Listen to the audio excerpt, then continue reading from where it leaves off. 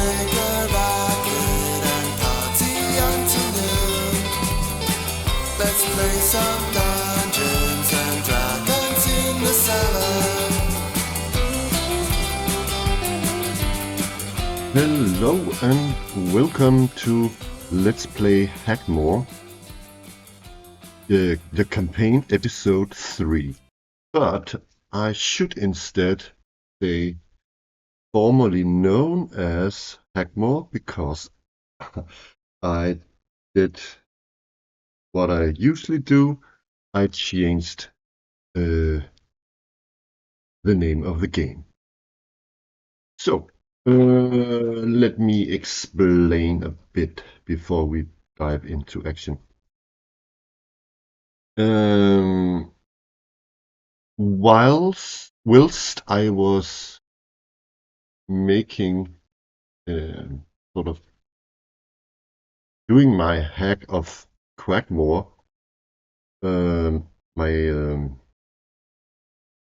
which is sort of inspired Blackmoor sort of, but what we know of Blackmoor rules. Anyways, in a short period of time, during 4 videos, I called it Hackmore. I kinda liked it, but I kinda didn't. And simultaneously, I was making another game called Stab, S-T-A-B, and then an exclamation mark. And the two games were kind of similar, so I thought, why not just merge them together? So that I did. This means, because there were several reasons to why I did so, because I also wanted it to be more my own game. But in Stab, the character abilities sort of stands, or in the letters in Stab stands for the 5 different abilities that the characters has. So as you can see here, I had to change their abilities. Oh, let me remove that. You can see here. So it's now instead called Strength, Toughness, Agility, Brains, and then the exclamation mark, which sort of governs awareness, presence, and willpower.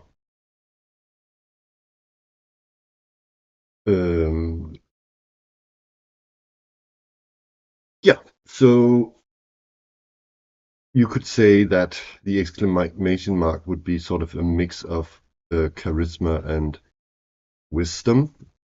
Strength is just strength. Your con or constitution would be toughness. X would be your agility, and brains would be intelligence. So yeah, that's Stab. And I also, what else did I do? Let me get Stab up here. Can you actually, 1 sec. Getting the Stab rules up because I changed some things around a little bit.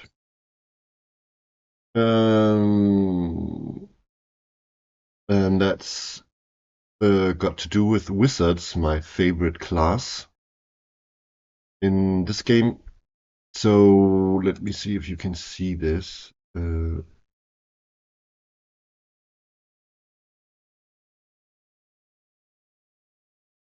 Whoops, let me get it right.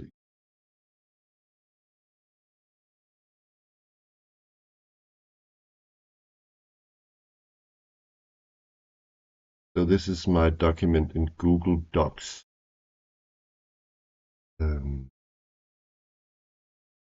And I want to go down to spells for the wizard, or I should say his abilities, because I want something that I want to enlighten before we sort of start playing. And that is about sorcery, which is called, and the sorcerer spells is called incantations or just spells. And the paladins and the cleric spells are called miracles. Anyway, here we got the sorcerer, and sorcerers cast a spell successfully, I should say, by rolling under their brain score with 2d6 minus 2. If the result is 2 or 2, 2, 0, 2, 1, and 0, the spell can be cast again. On a normal success, the spell can be cast again after 1d6 turns. On a failed roll, however, the spell is not cast and the sorcerer loses 1 hit point, and the spell can first be cast again in 2d6 turns. The sorcerer can cast spells of higher level. Each spell level over the sorcerer's level gives a -1 to the cast, or to the roll, maybe I should write. To the sorcerer's brain's ability while casting. On a failed roll, the sorcerer loses, if he's casting higher level spells, 1d6 per spell level over the sorcerer's level. Thus, a level 1 sorcerer trying to cast the fireball spell would be, oh my god, my wording here, -2 to brains while casting, and taking 2d6 damage on a failed roll. Yes, 2d6 damage. There are 6 levels of spells. I might be changing that. I really don't know. For now, I just use the white box magic user spell table. The sorcerer starts the game with 1 spell plus 1 bonus spell if they have a brains of +7+. This spell is chosen by the player and can be of any level. Sorcerers can cast any spell of any level of a scroll. They can also scribe it into their spellbook. Blah, blah, blah, blah, and so forth. Blah, blah, blah, blah, blah. Yeah, that's basically it, I guess. Let me see the cleric. It's more or less the same, but if this is the same goes for the cleric, if he rolls 2, 1, and 0, the spell can be cast again. Yeah.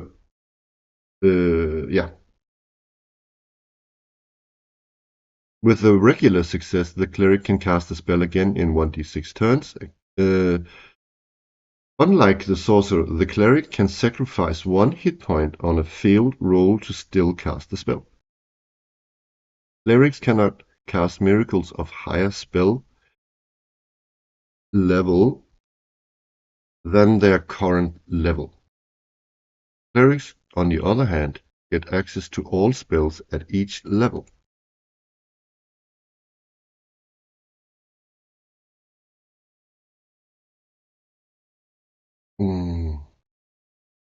I'm sorry, yes, if still under the restrictions of,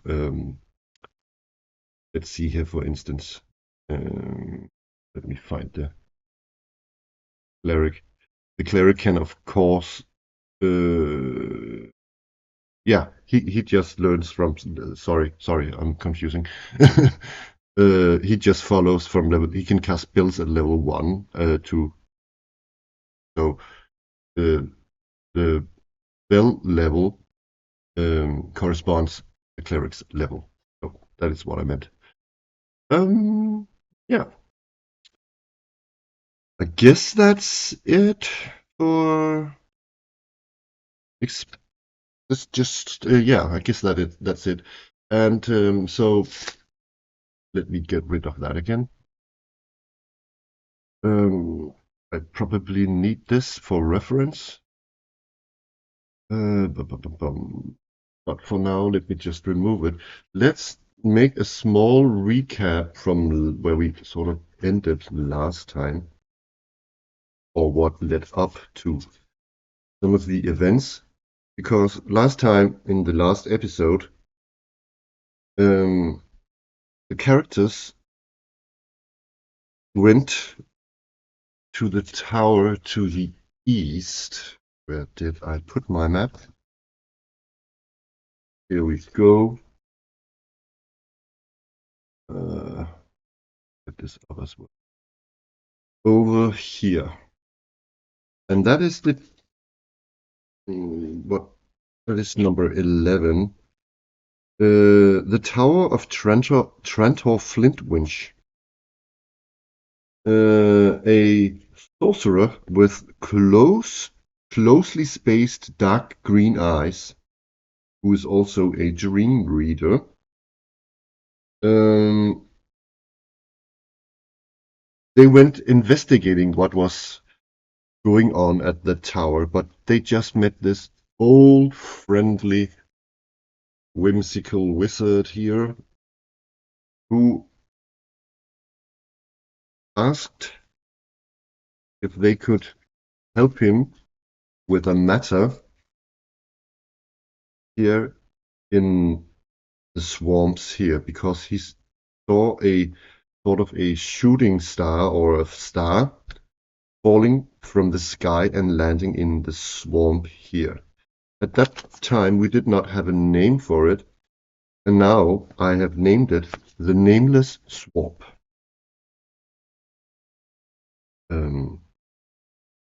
So that swamp now has a name. Also, after that,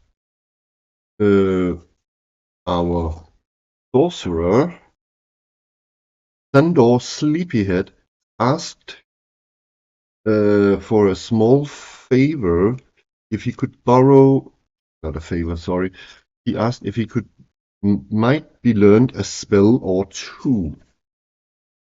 And Trantor agreed to this if they could get rid of a rat problem in the cellar of his tower. And the party did their best, but accidentally they got teleported to another, or two of the players got, or characters I should say, got teleported to this unknown wizard's tower. Meanwhile, our Bianca, who wasn't teleported, was fighting two giant rats in the cellar of the tower. She got injured, almost died, but in the last minute, Trantor teleported her back to his music/art room, where she is currently resting. The two others in the party were teleported to the cellar of this tower, where a gigantic creature mouth appeared on the wall, trying to snap them, but they managed to dodge and get back into the teleport circle, and they teleported back to this tower. And they found a pool of blood, and they fought the two giant rats, went up looking for the comrade, and the wizard put his head down this trapdoor and said that she was resting in the music/art room. And they went up there, and that is sort of where we ended last time. They were looking at their injured teammate, Bianca, who was now resting in a bed. So,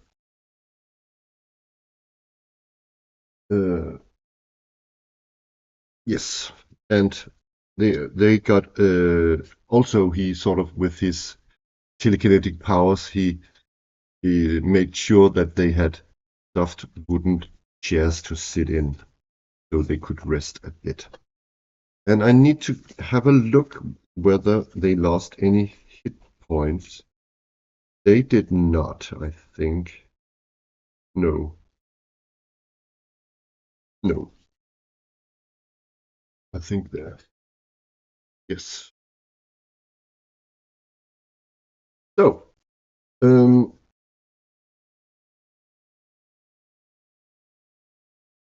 yes. Let's start off by actually start the scene off. Although we did start it, I want to make a roll on gum, which we also used last time to sort of kickstart this scene. Let me do that by rolling a 20-sided die. 14. A random event or interruption could affect plans, key scenes, important. Okay, let me roll on some actions descriptor subject words in GUM as well. I did also say that I would use where is it? Solo dark for this. I still intend to do that because it has some other prompts, but I'm going to use the GUM one just now.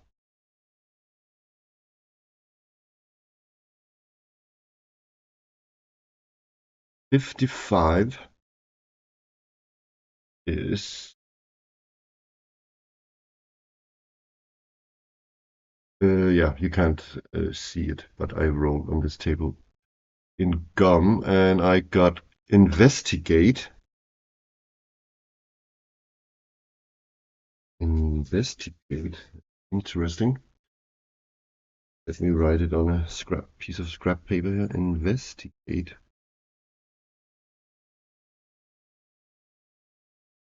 $57. Minor.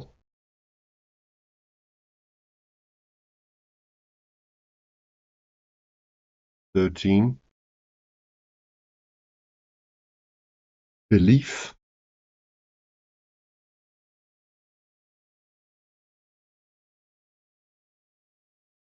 Huh. Investigate minor belief combined with event or interruption.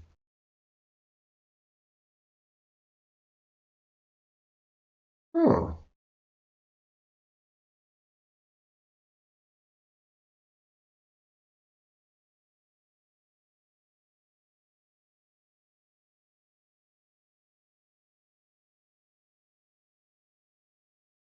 Let me see.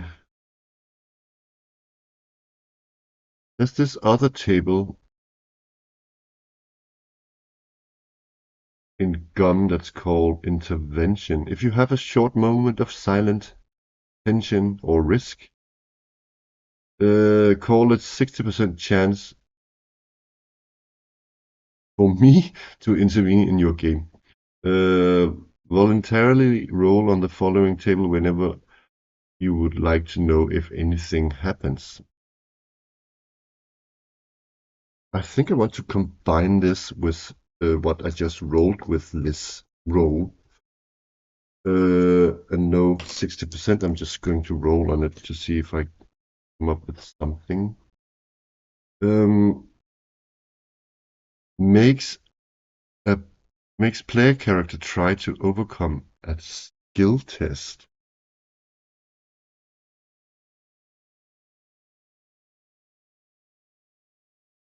Huh.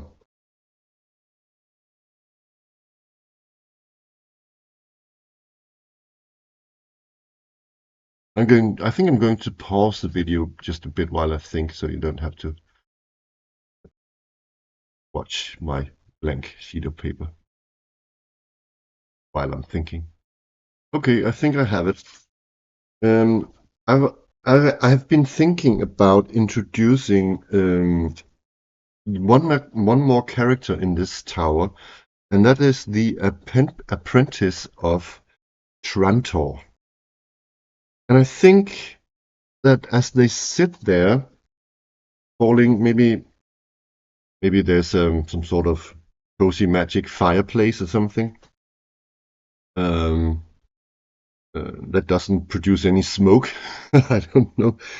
A nice, comfy magic fireplace. While they're sort of, their eyelids are getting heavy, they're falling, maybe half asleep. Suddenly, um, I think it's Trantor because he's the sleepyhead. Um, he sort of, while he sits there, he sees, or he don't, maybe he tells himself that it's just his mind playing him tricks, but thought he saw um, some movement of a cloth over um, Bianca's head, but then he just sort of falls asleep again and he thinks he's just dreaming or something. But then because the magic fireplace casts a shadow of a figure that's quickly running through the room. And he sort of, what is this? And he sort of scratches his eyes and thinks, oh my God, am I having visions or what?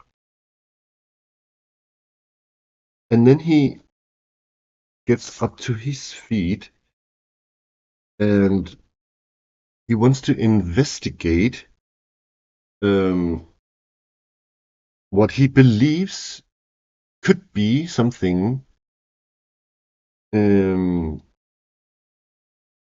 uh, that there's some strange magical phenomenon uh, in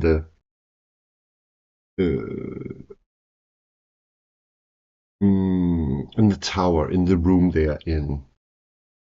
And he also, I think that it's an invisible person. So he sort of gets up um, to his feet and he's looking around the room. And there's this spiral staircase going up. Uh, and then he looks up and he can see that the hatch to the um, beacon room in the top sort of gets opened by itself and then closes again.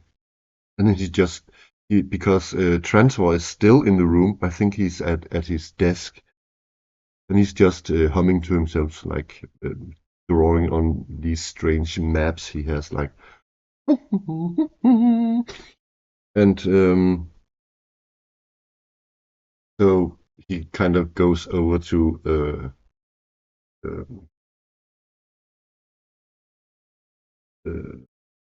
Trantor and asks,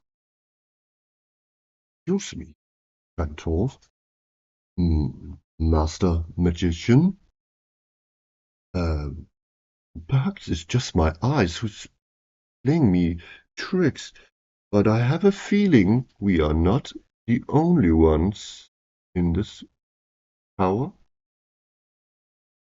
And then Trantor looks up at him and raises one eyebrow. "Oh, haven't I introduced Rupert, my apprentice?" "Ah, Yes, he's currently practicing his invisibility spell. Um, and I have told him he shouldn't become invisible, or he's testing the boundaries of his invisibility spell, I should say. So he's been invisible for the last couple of weeks. Yeah, uh, I think I think he's rather good at it, actually. Rupert, why don't you come down?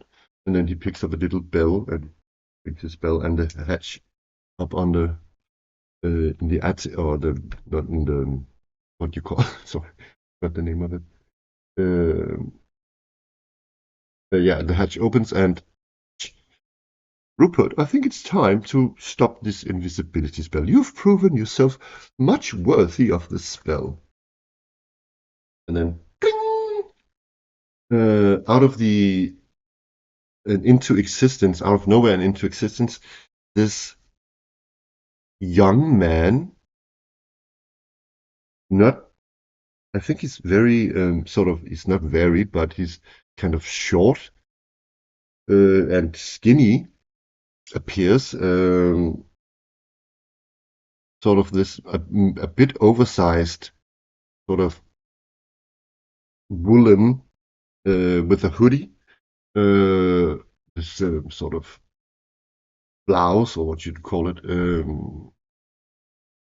and I think sort of perhaps really skinny, like, slim trousers, and these really well-worn shoes. Just sort of he just appears, and he's got like this young man mustache, perhaps even, and his hair is just in a terrible mess because he hasn't been looking in a mirror in forever. And he says, ah, Trento, Trento. No, I need to find his voice. Uh, yes, yes, Trento. Uh, uh, uh, yes, I was getting tired of being invisible. I thank you so much for letting me become myself again. Oh, that's a terrible voice, but let's do it. Yes. Um, so, yeah. Uh, Rupert, why don't you introduce yourself to this fellow magician? And they sort of, I think that uh, uh, Dagobert has fallen asleep, snoring in the chair. And I think, yeah, I kind of also had to do the skill test, but I think I'm skipping that one. But what I wanted actually to use this scene for was actually also to introduce Rupert. And what Santo wants is that his Rupert's next task is to sort of get some experience while adventuring. So Trantor wants the group to take Rupert along as their torchbearer. So yeah, we at some point have to, of course, also draw Rupert, but we also have to make a sort of character sheet for him. He's just sort of like a hireling. I'm thinking he's got. I don't think he's got any spells yet, other than sort of perhaps the some of the sorcerer's abilities, like invisibility, and he can and also can see in the dark. But he's going to hold the torch, be the torchbearer, because he can use some real life experience. And what I want to do now is that I want to skip some time, because Bianca is in no state to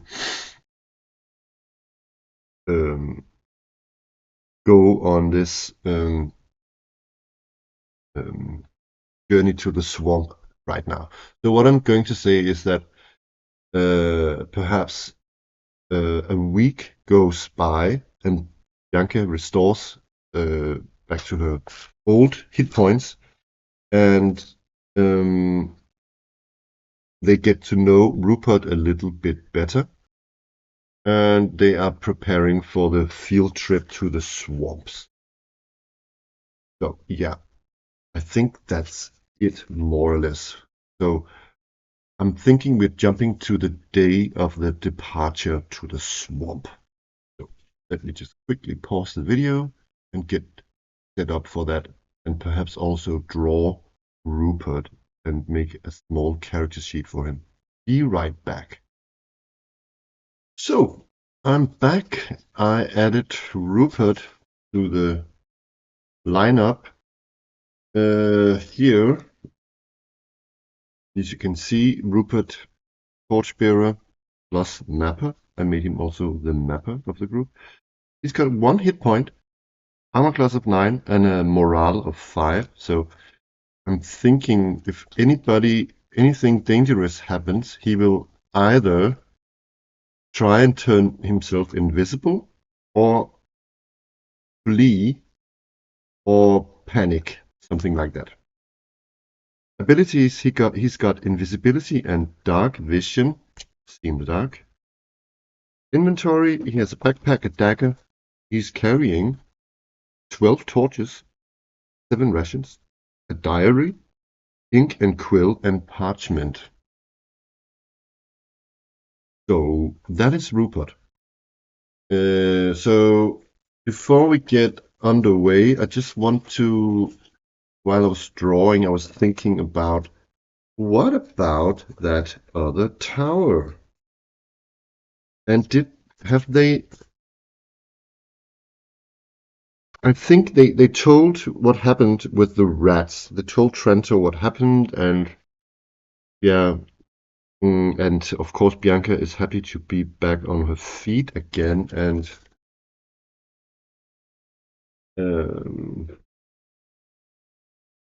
yeah, let me just.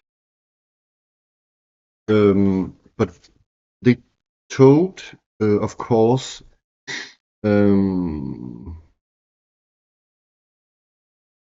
Trantor about the teleportation circle in the basement. And he says that he completely forgot about the teleportation circle.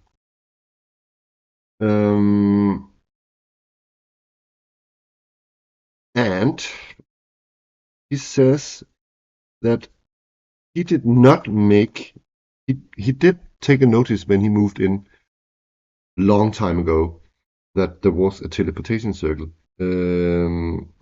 But he just hasn't been down in his own basement that much because of the rats or what have we.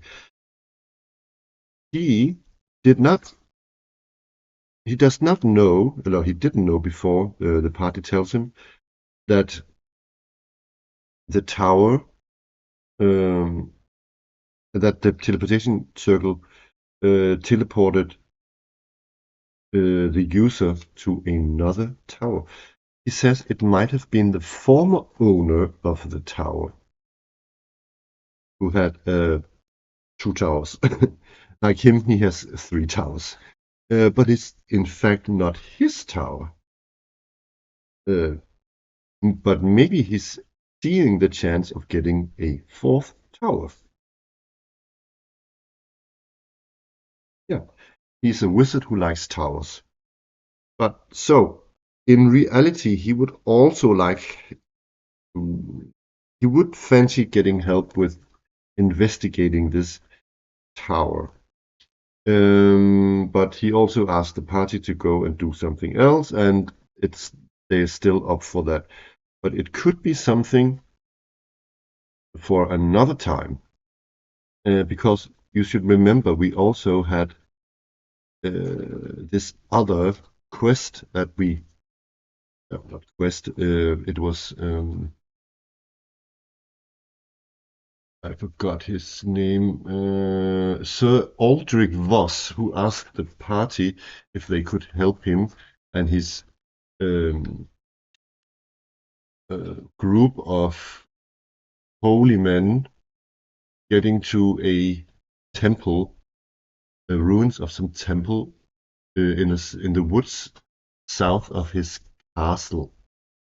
Anyways, so we have lots of opportunities for adventure, but I'm thinking, as promised, we are going to go for the journey into the swamps.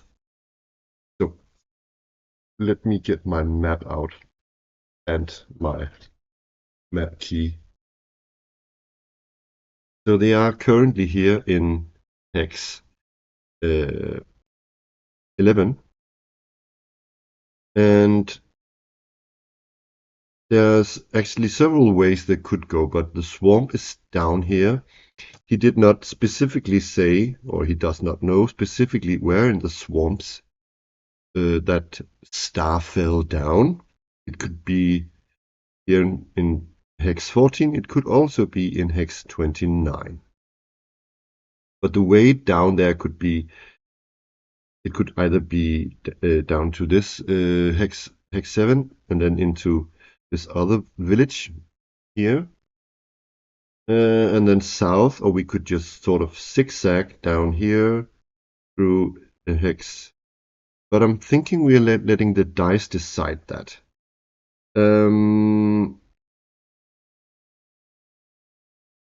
So I haven't got any rules for hex crawling per se, other than last time I was using Knave 2nd edition for that. And speaking of it, let me get it out. Because I think I want to use that. It's nice and simple. So we can sort of get 3 hexes per day. While traveling, days are divided into 4-hour watches, 3 for day, 3 for night. Most major actions, traveling, foraging, searching, etc., takes 1 watch to complete. Travel speed. Player characters can move 1 6-mile hex per watch, up to 3 times per day. Each watch traveled after the 3rd deals 1 direct damage to each player character unless they succeed a con check, which would be a toughness check. Speed is halved in darkness, difficult terrain, or severe weather, and doubled when riding. Okay.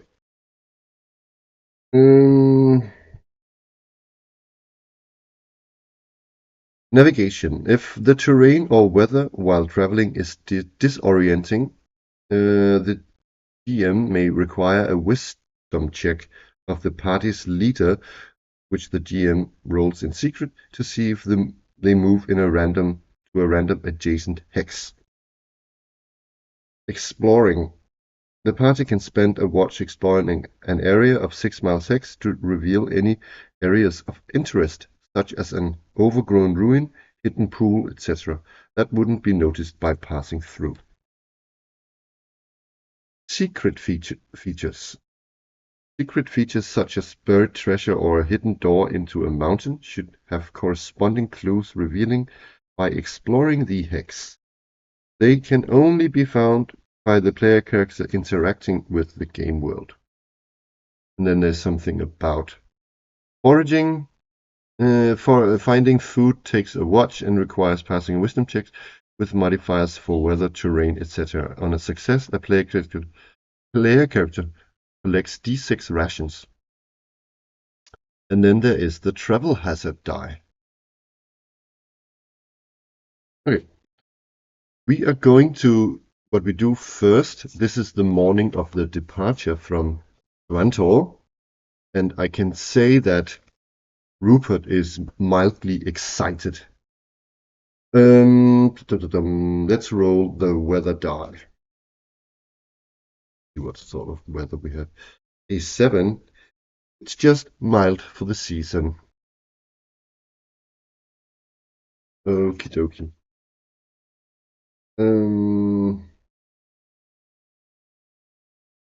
Okay. So let me just see about navigation again. Yes. Uh,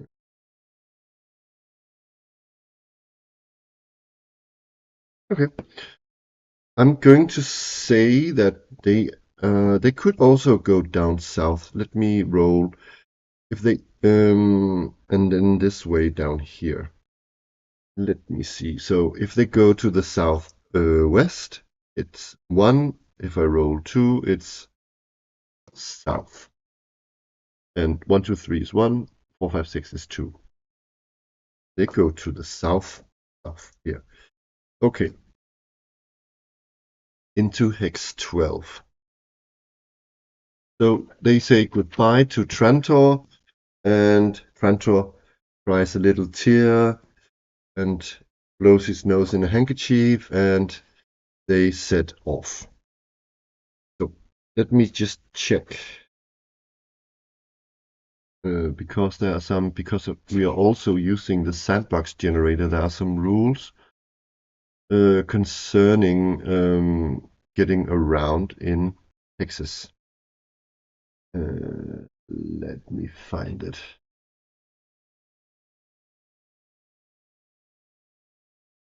So,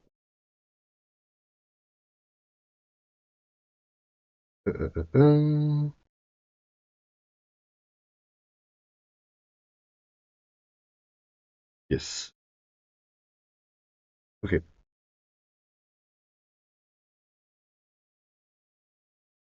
I know for a fact as the GM that in this hex there is a sign that says danger. It's a grasslands hex, or it's what do you call it? Plains. There is, according to the sandbox generator, 50% chance of treasure in this hex, and this hex also has a monster roaming about, and that monster or those monsters are blink dogs, teleporting hounds. Great. Um, so how to do this? Uh,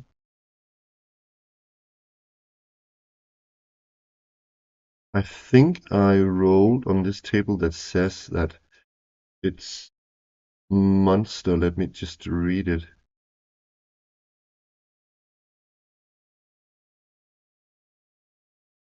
What I'm going to say, because there is a specifically mention of a monster, I'm going to say that what am I going to say? That I'm rolling 1 extra die to see if we encounter the blink dogs nonetheless. But I'm going to roll as I just read here on the travel hazard die in Knave. See if something happens. It's a free turn. However, as I said, I want to roll an extra encounter die. If I roll 1 and 2, we encounter the blink dogs. And I should also say, do they just simply meet this sign? 1 sec.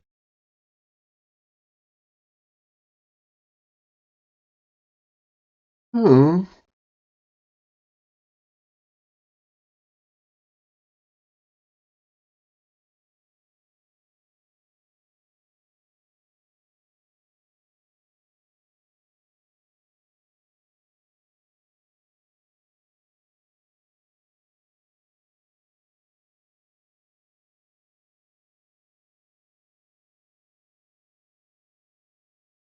Ba-ba-ba-ba.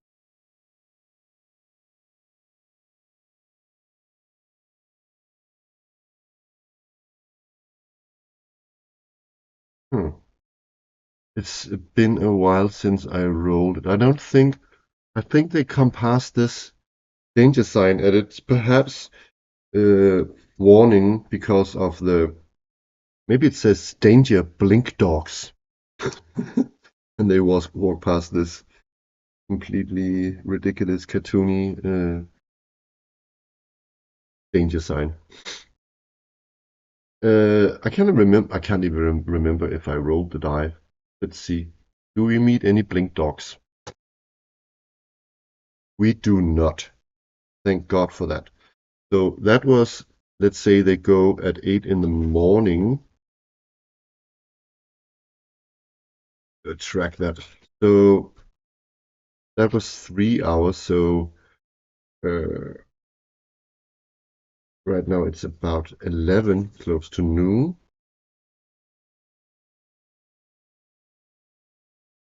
Um,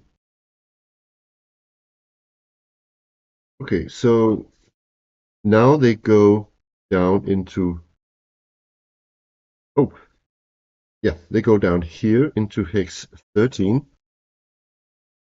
Take the notes. There's a hunting tower here. Um,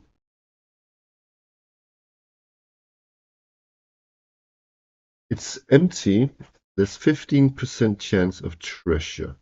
But when it's empty, I have to roll on this.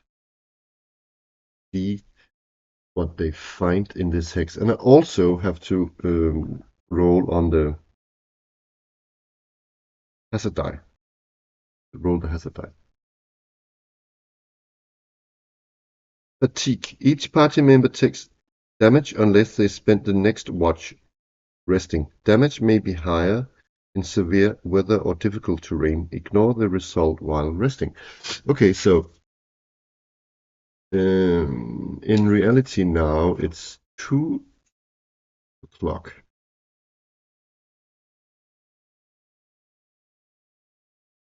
And that is the second watch. I'm just writing small notes to myself here. So they do that. They must rest.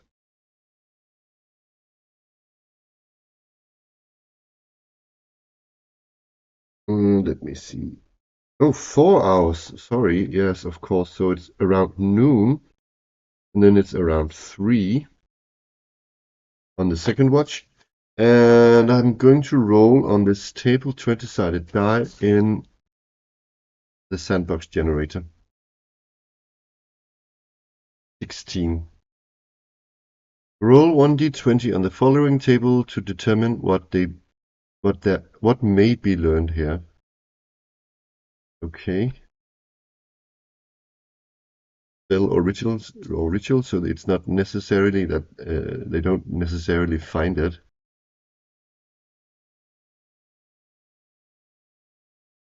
Okay. A spell or ritual written in a book or scroll. Oh, they find a spell, perhaps. But that is only if they look. Okay, I'm going to ask the oracle. There's this hunting tower, this abandoned hunting tower. I don't know if it's abandoned, actually. We can ask the oracle. Is the hunting tower abandoned? No, but it's rarely used. Okay. So does the party investigate the hunting tower? I'm not going to say that can be part of the watch, the second watch, because this is not going to take, I mean, yeah, a watch. Simply isn't. Do they investigate the hunting tower? No, but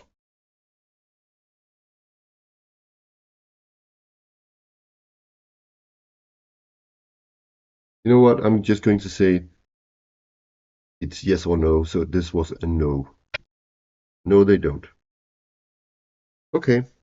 They just walked past a spell. Oh my god. You know what? I'm going to give Rupert a spell book as well. However, there are no spells in it yet. He can write spells. Um, so this means that he also needs to get the ability to, let me see.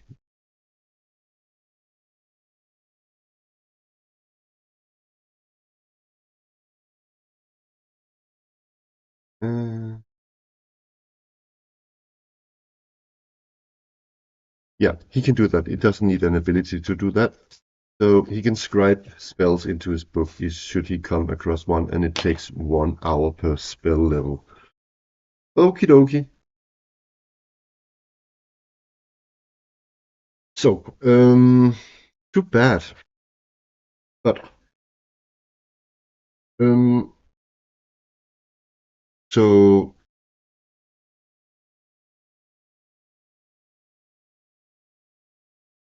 they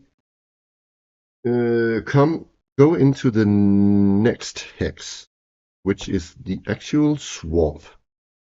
And in this swamp, there is a landmark, a bivouac. I can't say it. Bivouac area with tents where we can sort of rest. There's known to be a basilisk lurking about in the swamps. 50% chance of treasure. Huh.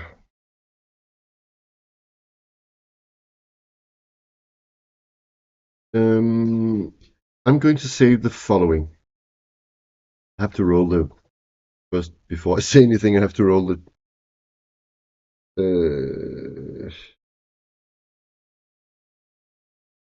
Yeah, actually, I rolled a sign. The players find a sign, page 10, that a random encounter is nearby.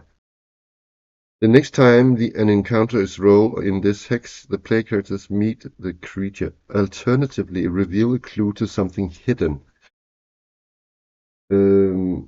What I'm going to say is that I was going to roll if they could find this shelter area or bivouac area.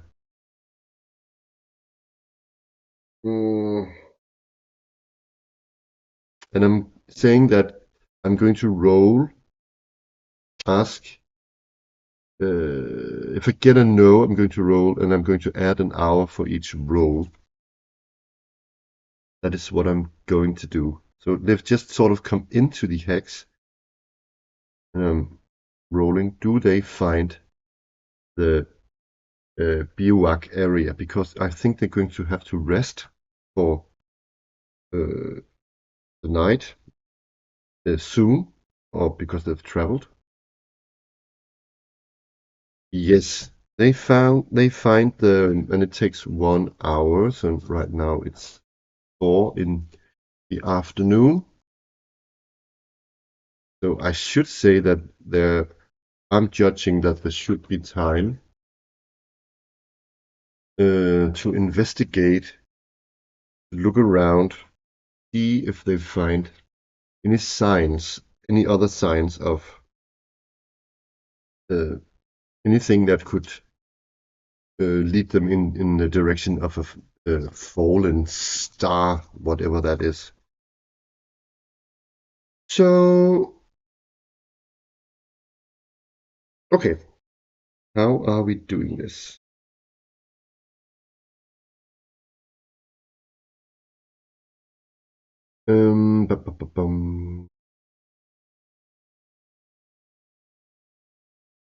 As I interpret this hex die, because if they if they are exploring the hex, I'm going to roll the encounter die, sorry, the travel hazard die again. But yes, let me just try and do it. Also, because there is evidence that there is a basilisk in the swamps, I'm going to roll one extra die again, and on a 1 and 2, they will encounter the basilisk. So, okay, first of all, they're spending one more watch to look for signs. They have sort of made camp at the bivouac area in a sort of dry spot in the swamps. This little tuft of grass, I'm thinking. So,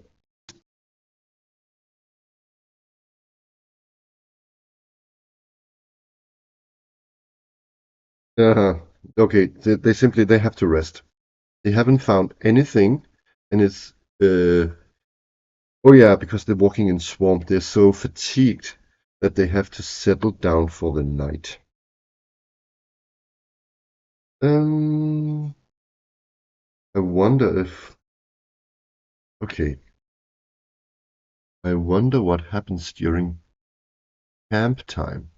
I'm just going to pause the video and look this up. That's not really in the book, but I just do what I normally do. I'm going to say because we know that there are three watches during nighttime as well. I'm going to roll an encounter die 3 times, and if I get a 1, we have an encounter. Okay. They also, of course, when they make campfire, they have to spend 1 ration each. So Bianca is down to 1 ration, but I mean, Rupert is carrying several. Uh,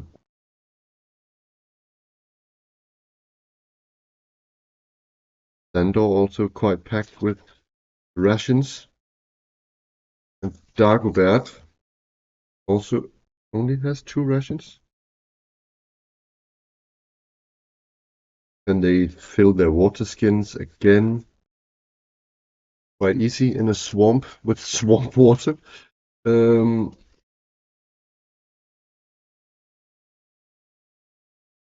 Rupert eats a ration.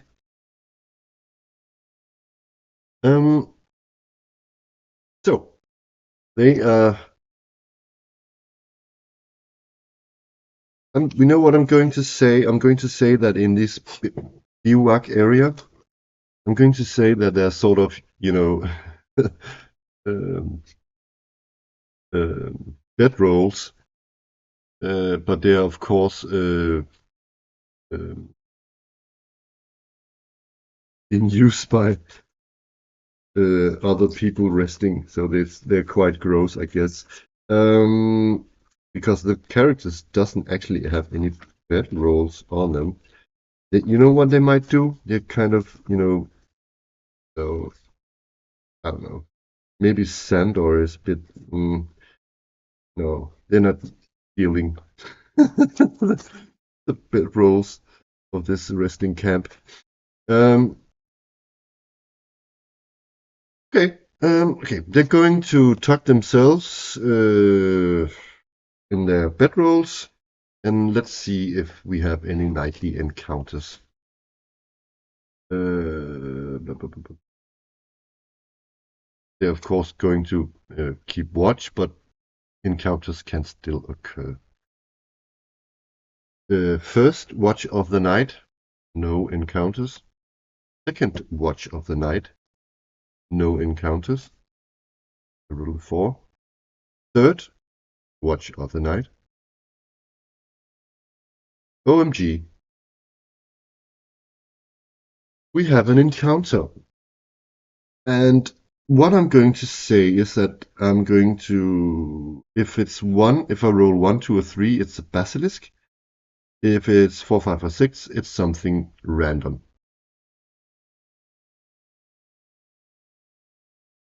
It's not the basilisk. It's something random. What could that be? I'm just getting my monster overhaul out, so 1 sec. The way I'm doing this, I think I want to roll the overland encounter tables, and then sort of take my lens out and use this as a sort of a detailed, more detailed encounter thingy. So yeah, let me just get the overland thingy up. The thingy, we have swamps. Oh my god. Yes, let's not roll a 1 on this table.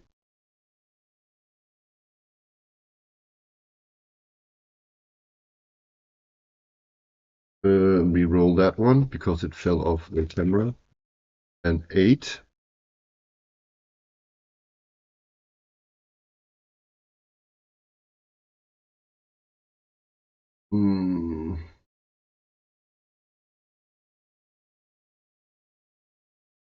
Undead.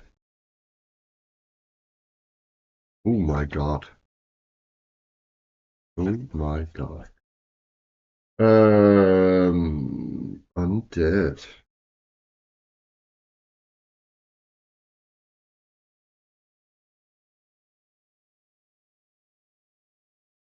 Shouldn't there be...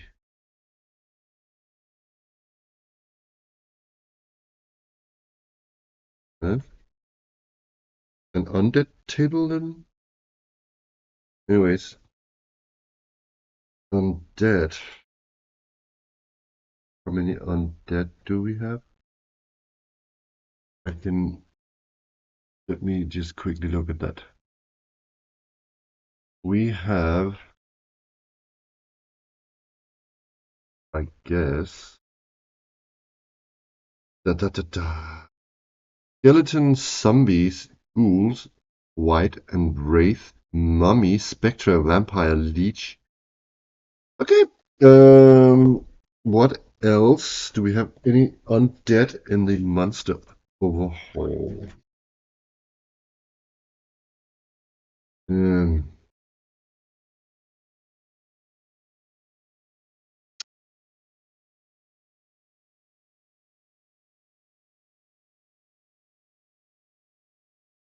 Oh, there's also strange water at.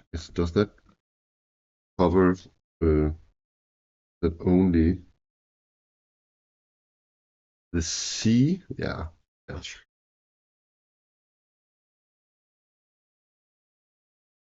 Yes, so, right? Yeah. Yeah. Um, so undead, just any undead?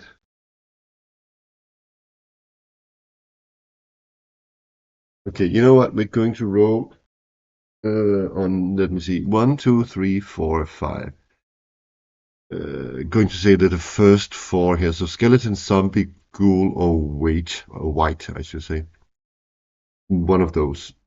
I'm not going to say that there's perhaps a wraith, but no mummy, spectre, vampire. Could there be a swamp vampire? I don't know. Why isn't there a table for undead in here? Weird.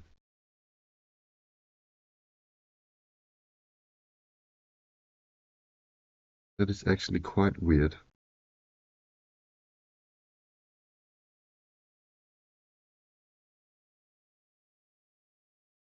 Hmm. Oh, there is. It's here. Sorry, I'm blind.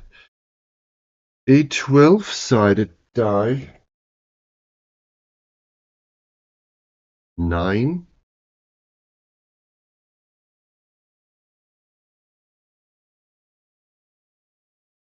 A spectra.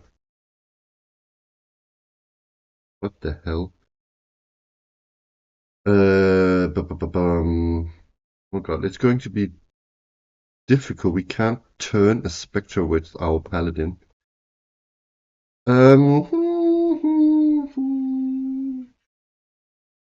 Bad. This smells bad.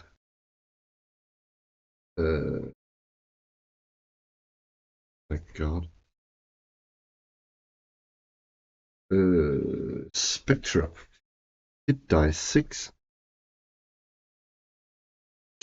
Drains 2 levels per hit.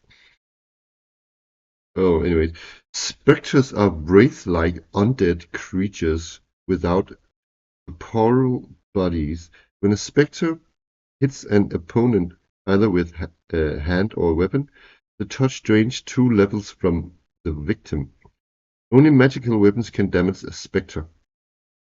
In some cases, these terrifying creatures may be mounted upon living beasts. If the beasts have been trained to tolerate proximity to the undead.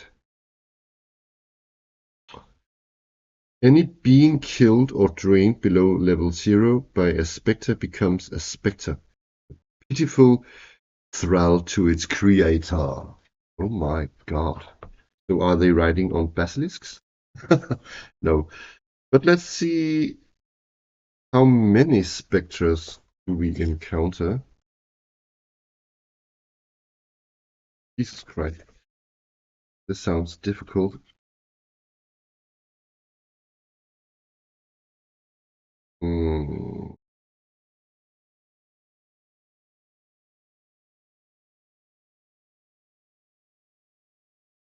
I do not know.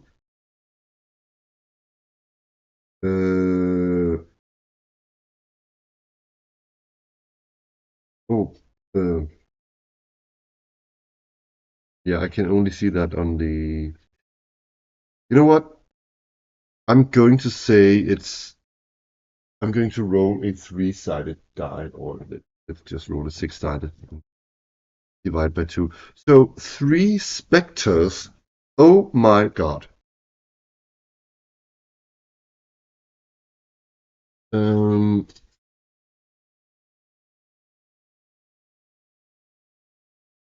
we're tired, and it's early in the morning, even before we have to get up. Oh my god! So it's like between 5 and 6 or 7 in the morning. 3 specters. Spectrus, sorry. I have closed the book. My bad.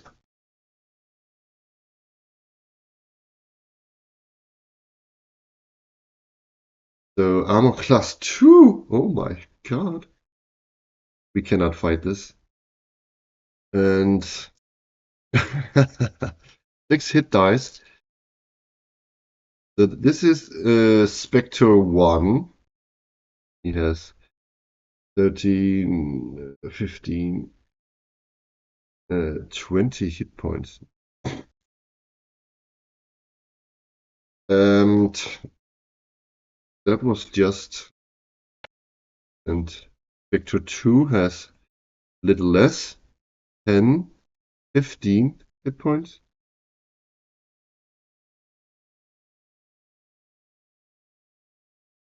Oh my god. And Spectre 3 has 12,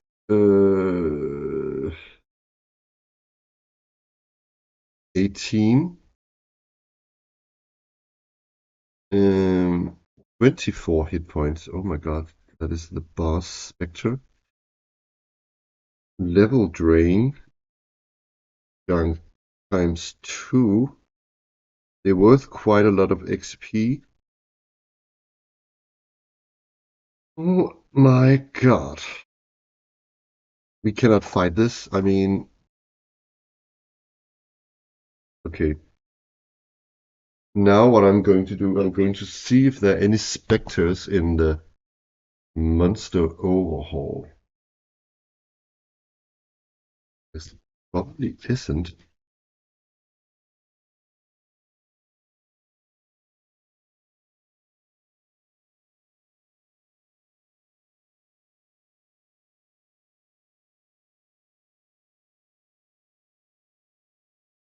There is.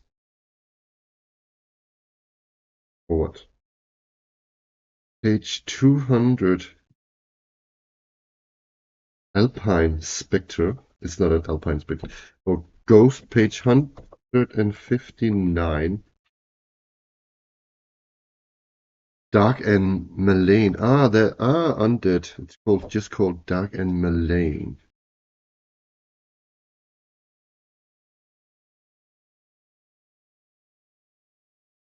So I'm just going to go with this. Should we take this more? I'm going to say we take the ghost here.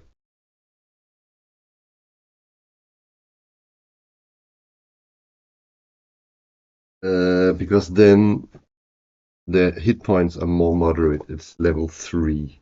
3 hit points each. So that's a bit more manageable. Was that just 6 I rolled? 13 and 13.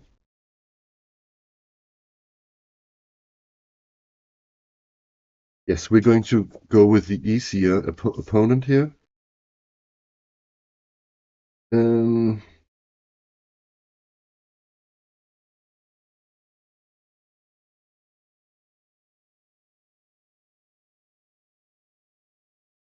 they have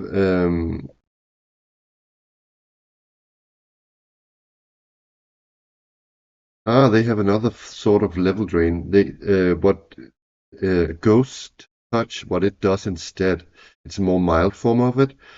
It increases the next level by 50%. I kinda like that instead. It could also deal 1 permanent damage to stat or diminish the intensity of one's aspect or goal. Okay. Da, da, da, da. It can it can regain. If reduced to 0 HP, the ghost fades but reforms in 24 hours.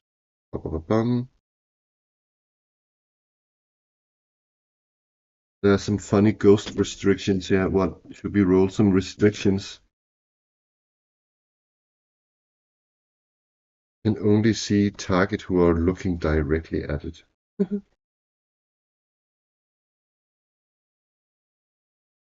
Now to banish this ghost. Love, deliver a final message or shatter illusions. What is the ghost form? Uh, it's a sheet. It's your classical sheet. White cloth heap blown by ethereal gale. So it's just sort of your classic ghost. Ooh, that's scary.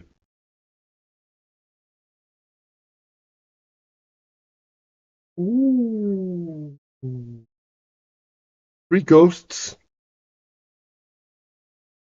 Let's roll some funny ability. Oh, the wrong die. 9.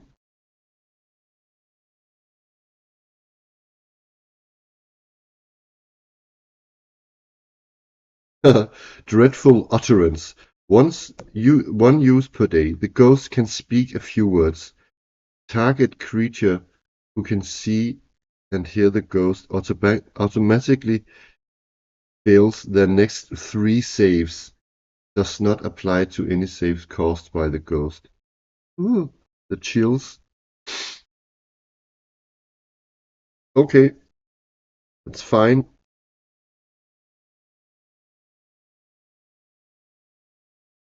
So, I'm wondering whether these are ghosts of former wheat. No, not wheat. What do you call it? reed harvesters that drowned in the swamp. I'm guessing it is. Let's have the fight. Let's do the fight. So I'm not going to roll any reaction rolls. I'm going to judge that they just want to scare the hell out of us. I'm going to do this with tokens. The ghosts are white. One is even sort of transparent. And I haven't gotten any colors for us, so black and pink and yellow and green, and I think yellow for the torchbearer.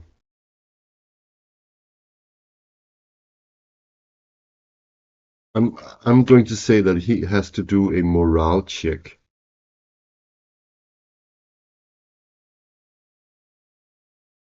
When these ghosts appear. Okay, so how far away are they?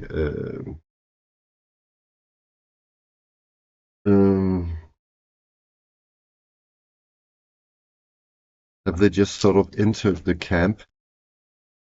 I'm going to ask the Oracle that.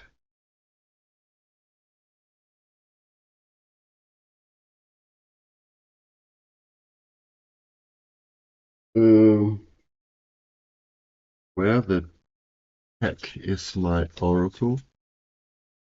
Oh, it's here. Not that I need it, but so you can see along. Have they entered the actual camp? Yes. 5 is a yes. So, okay. So we are sort of within distance of them. That would be sort of here. Okay, I have to do what I have to do first is I have to do a morale check of Rupert because he's not used to this.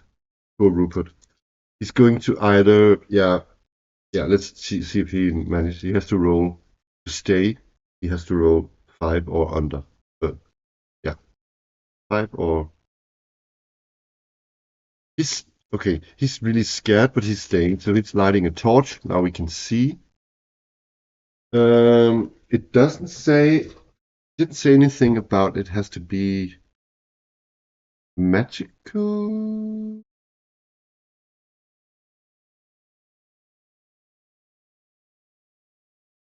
Um,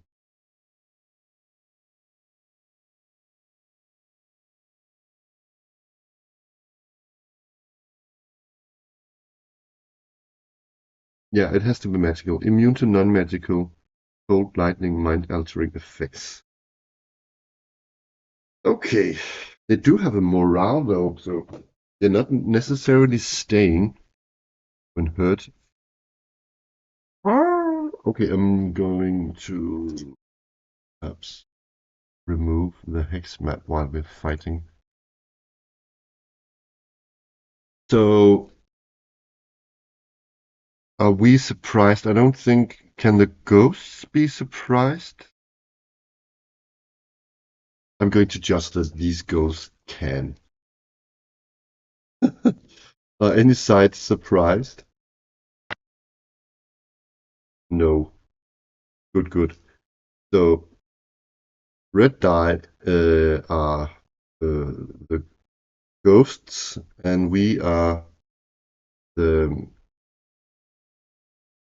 blue die. The ghosts act first, and they have a movement of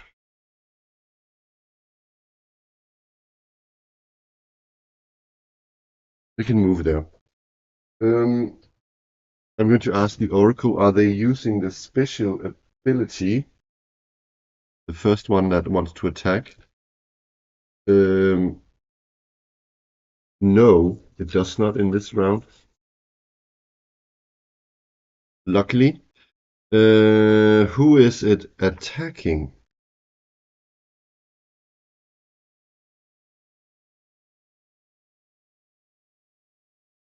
I don't think they form a line, a marching order. They're just woken up, or whoever had the watch woke the others up. So it's attacking number 3, and I think that the black one is Dagobert, and the green one is our Hobbit, and the purple or the pink one is Sandor, and yellow is our Torchbearer. So they are attacking Dagobert. That is really good because Dagobert can actually hurt them with his weapon. So, and he can actually also turn them because they are a hit die 3 months undead. So let's see. First ghost flies down here and attacks. It can move quite far because it can fly 1, 5, 10, 15, 20, 30, 35, 40. It can move about 50. I should, sorry, yeah. 1, 2, 3, 4, 5, 6, 7. Yeah, it can move down here. It's attacking Dagobert. So, poor old Dagobert. And how is it attacking? Oh yeah, with a quite weak, so I'm going to say it's 1d6 minus 1. But if it hits, it can. No, it's, yeah, 1d6 minus 1. And if it hits, it's going to. Oh shit.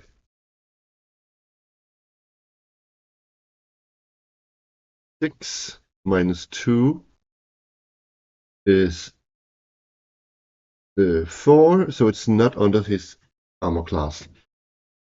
He saves and he ducks. Let me just see. I think because my rule is that monsters attack as a fighter. So at level 3 they have 2 attacks. Shit. That's bad. That's another miss. And second Spectre of Ghost also attacks Dagobert, but I'm going to do it like this. Maybe so we can actually see here. Okay. How does that look? Cool. That's 3, so that's another miss. It needs to be under. Its second attack also misses. The last ghost attacks also attacks Dagobert. And oh my god. That's a hit. So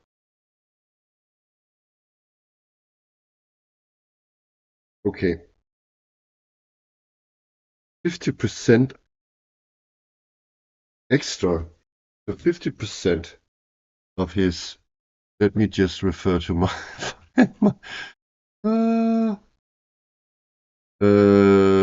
so to get to level 4, he needs 10,000 experience points. So 50% would be 5,000 on top of that. So he needs 15,000 XP to level 4. Oh my god.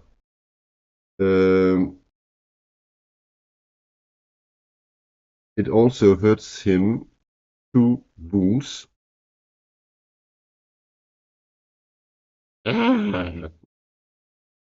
Oh, I forgot to ask if the others used their spell thing, special ability. I have to add that. Ghost number 2, no, does not. And ghost number 3, also a no. Good. So, okay.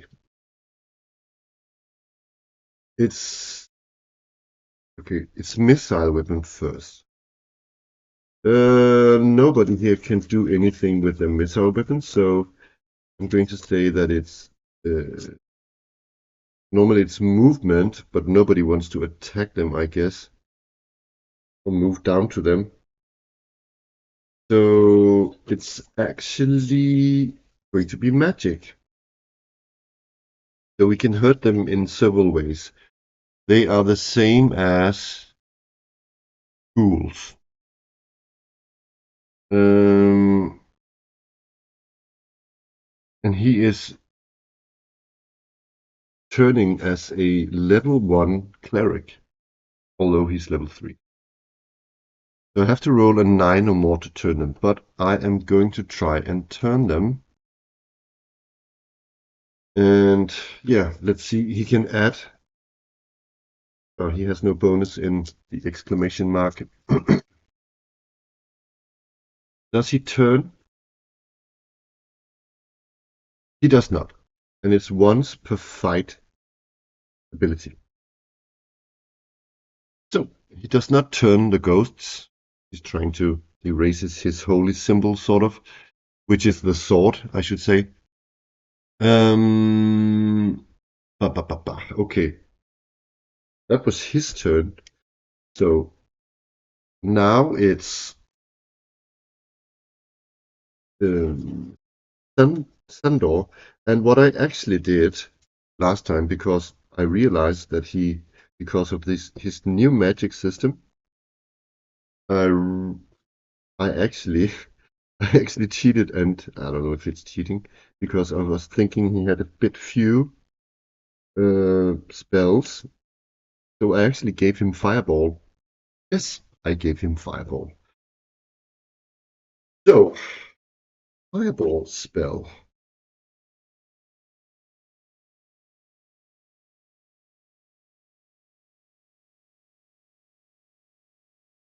Let's see.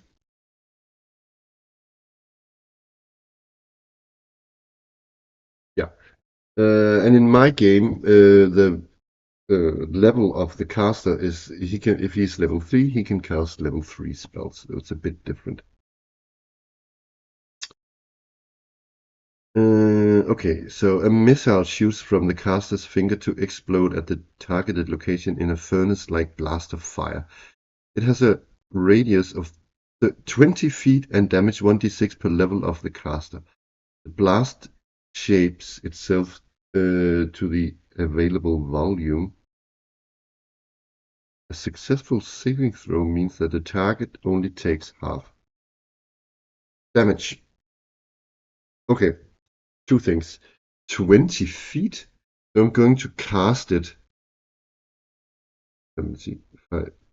Here. Here. 5.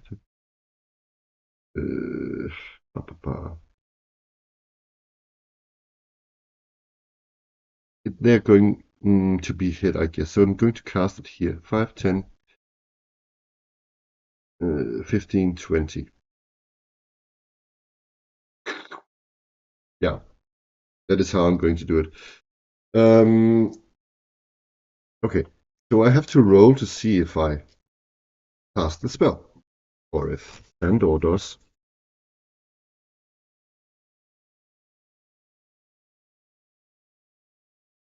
9 minus 2 is 7. That's under his brains. So what happens here is that he does cast it, but let's see when he can cast it again. This is really, really, really bad. He can cast it again in 5 turns. I have to make a note about that.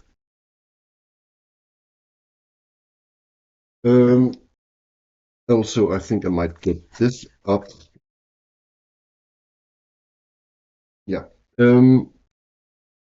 Also, he has to do damage now.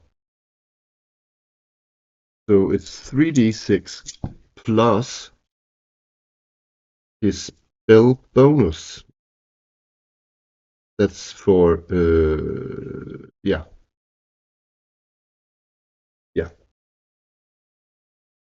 Is it for each level? I haven't really thought about that. Is it per level? I think it's per level.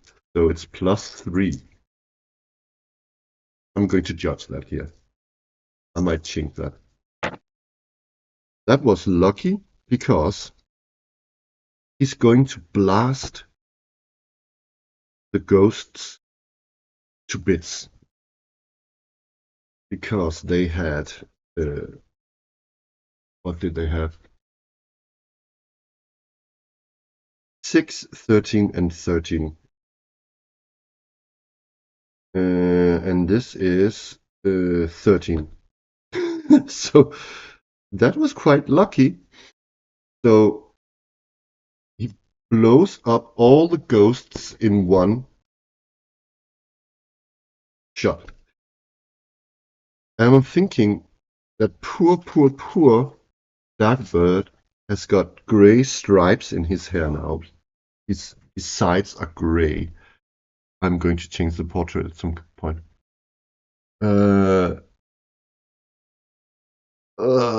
He just got hurt by the ghosts, and yeah, poor Rupert is completely frightened. Okay, they're going to yeah, they can't. I mean, can they bed down again after this horrific encounter? I do not know.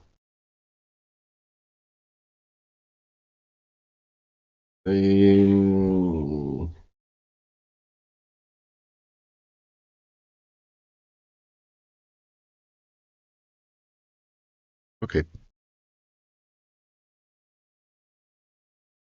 I've recorded 1 hour and 32 minutes. I'm thinking I'm going to stop here. I'm getting totally hungry. I'm quite famished actually. So I will have to stop the recording here for today because I don't want to record for have these sessions lasting too long. So I'm thinking that 1.5 hours should be okay. So thank you for watching. Stab. Let's play Stab, I guess it's called now, but I will put it in the same playlist, so you can still find it under Let's Play Hackmore campaign. But yes, thank you for watching. Until next time. Bye bye.